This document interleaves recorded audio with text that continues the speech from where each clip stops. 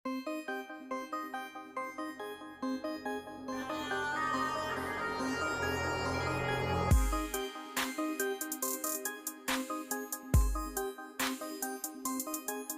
हिंद बच्चों।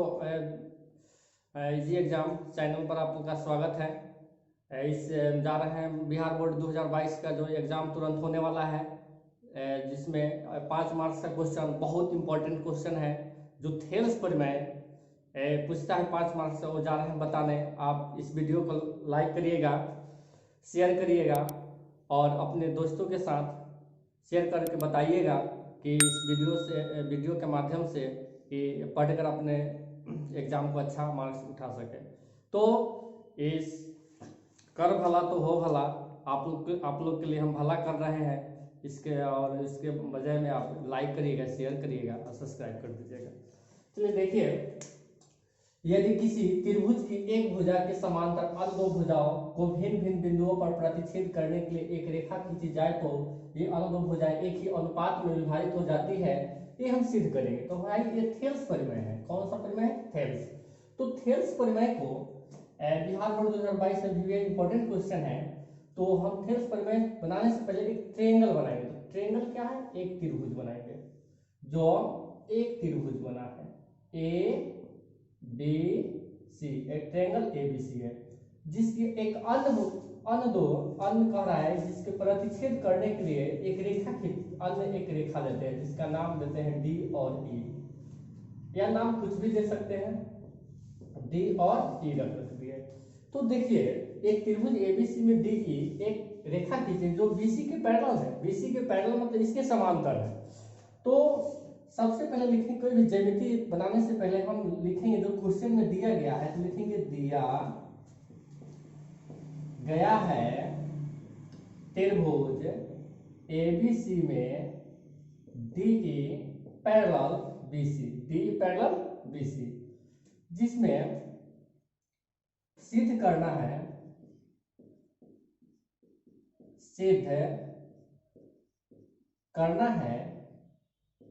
एडी बटा डीबी और ए बटा ईसी।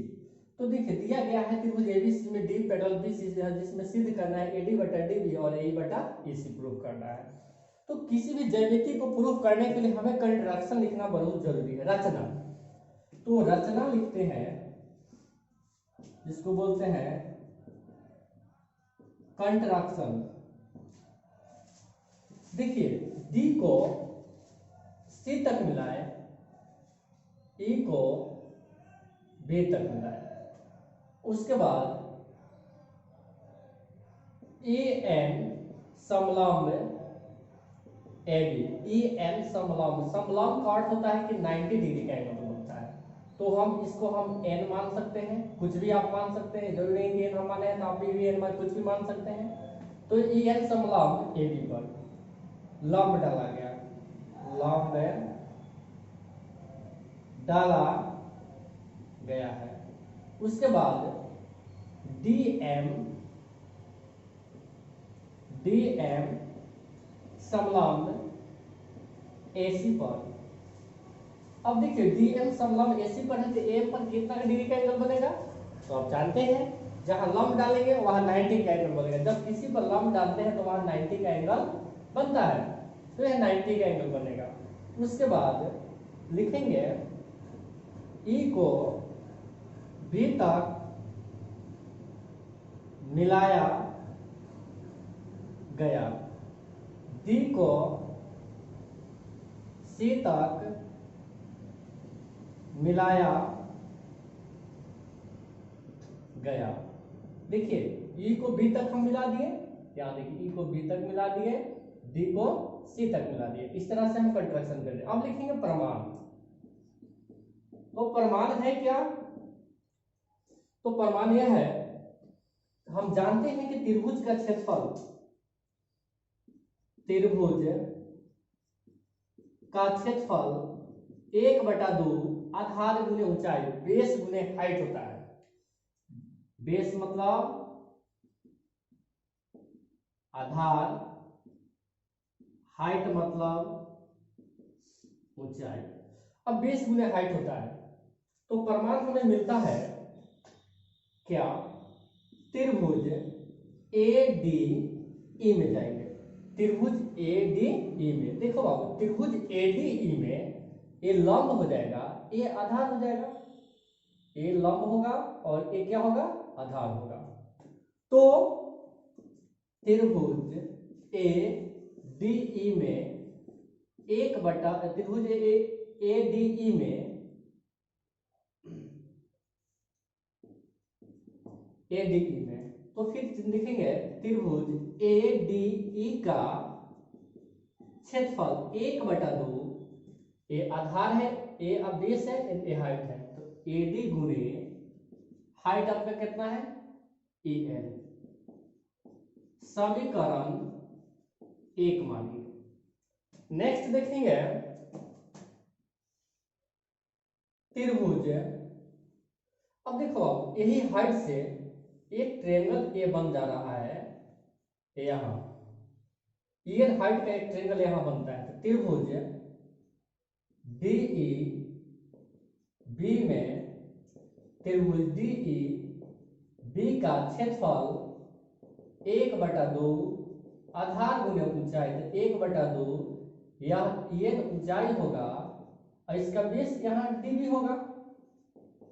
ये समीकरण बना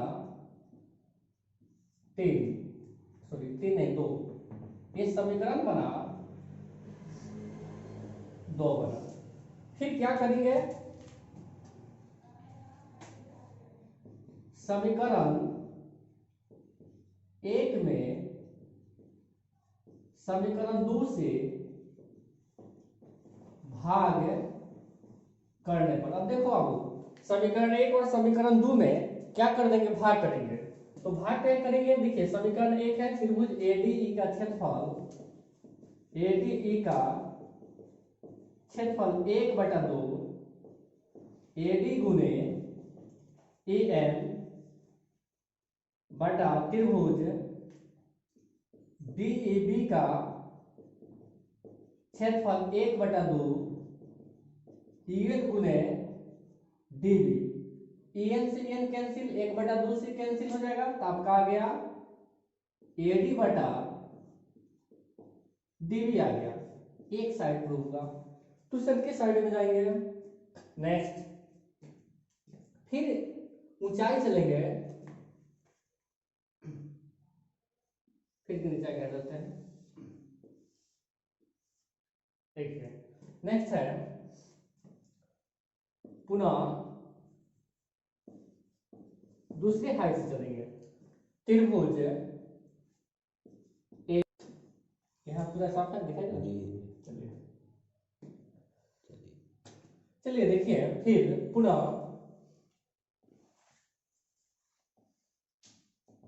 त्रिभुज ADE में जाएंगे। अब हाइट चेंज करेंगे, अब ये हाइट देखो बाबू, ये DM है, ये DM हाइट है। अब इस हाइट से चलेंगे तो त्रिभुज ADE का क्षेत्रफल 1/2 आधार गुणे ऊंचाई, 1/2 आधार हो जाएगा AE, हाइट हो जाएगा DM। ये समीकरण बना आपका 3 बन गया। फिर चलेंगे त्रिभुज D, यहाँ त्रिभुज देखिए इस हाइट से चलेंगे तो त्रिभुज, इस हाइट से तो त्रिभुज DEC में जाएंगे, DEC में, त्रिभुज DEC में जाएंगे। त्रिभुज DEC का क्षेत्रफल 1/2 आधार गुणे ऊंचाई, इसी गुणे DM, समीकरण बना 4। और फिर क्या करना है, समीकरण 3 में समीकरण 4 से भाग करेंगे। भाग करने पर तो देखिए त्रिभुज ADE का क्षेत्रफल 1/2 ए गुने DM बटा त्रिभुज DEC का क्षेत्रफल 1/2 EC गुने DM, इसे कैंसिल करेंगे, काट देंगे तो AE बटा EC आ गया। तो एक साइड हमारा प्रूव हुआ। तो इसी तरह त्रिभुज ABC में हम थेल्स प्रमेय, इसी तरह त्रिभुज ABC में थेल्स प्रमेय से प्रूव होता है कि AD बटा DB और AE बटा EC प्रूफ है दैट हुआ। लेकिन इस क्वेश्चन को बहुत बारीकी से समझना है और बनाना है। तो इस तरह से प्रूफ हुआ। तो इस वीडियो को लाइक करिएगा और शेयर करिएगा, अपने दोस्तों के साथ ये शेयर करिएगा, जिससे वे आसानी से सीख सके। तो जय हिंद।